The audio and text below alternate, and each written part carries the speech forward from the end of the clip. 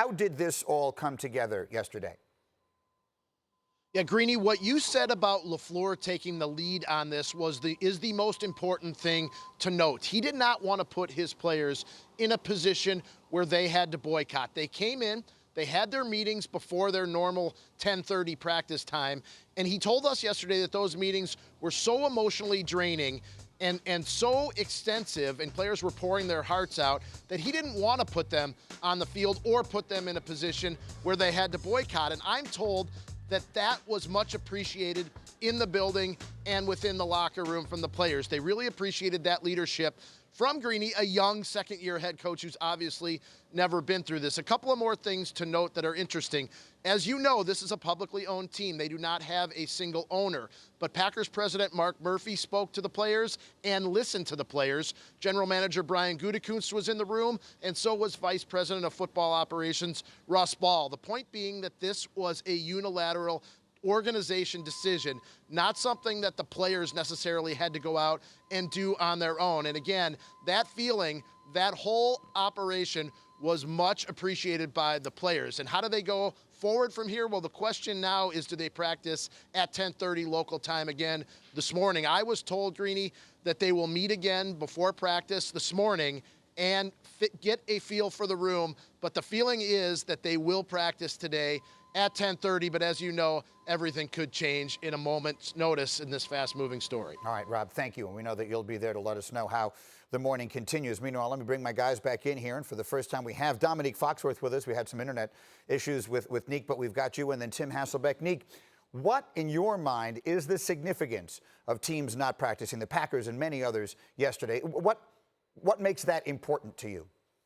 Well, I mean, I think it's a show of solidarity that we've all seen, and I think it's a real big opportunity, and it seems that coaches like Patricia have figured out and LaFleur have figured out that it is important in this moment to use this as an opportunity, I think, to bring your teams together and to relieve the pressure that might be on some of your players. And taking that pressure off of them, I think, is something that they appreciate and certainly builds a bit of solidarity within the team.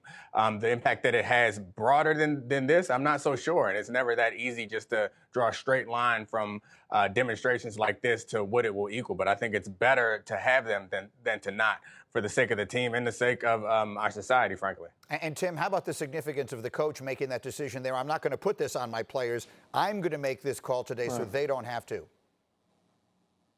Yeah, I think Rob Demovsky put it, pretty accurately. I think some of the players, thankful for that leadership, and I think that, you asked Domonique the significance of it, and I think that, that's a significant, change or, kind of new development with what we've seen go on inside locker rooms and teams and organizations that, players that are obviously hurting and are emotionally drained, as Rob described the team meetings, that there's a head coach that understands, what some of the players are going through and how they are feeling and how, getting ahead of it and being a part of it can change the environment for those players and make them feel like they are being heard and people are understanding, how they're affected by this. And Neek, let me come back to you because I'll remind everyone again, you were the president of the NFLPA at one point, which means, if nothing else, you have had a lot of experience talking to a lot of football players about how they feel about things,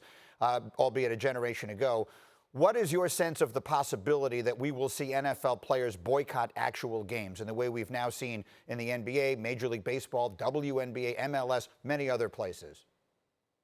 I think that depends on the possibility of seeing something else as disturbing as we saw from the recent Blake situation or the Floyd situation or Breonna Taylor. If something like that happens in season, I think by the time the regular season starts, all the emotions that is built up now, I think, will subside. And I'd be surprised if players boycott a game based on what's happening now, a few weeks from now. But if something else happens throughout the course of the season, frankly, I'd be surprised if the players play coming off of something like that. The tenor of the country and the tenor of the players has changed that dramatically from a point where Colin Kaepernick was run out of the league for kneeling to a point where I think I would be surprised if we have another recording of violence by the police against a black person. I'd be surprised, frankly, if the players showed up on a Sunday to play a football game.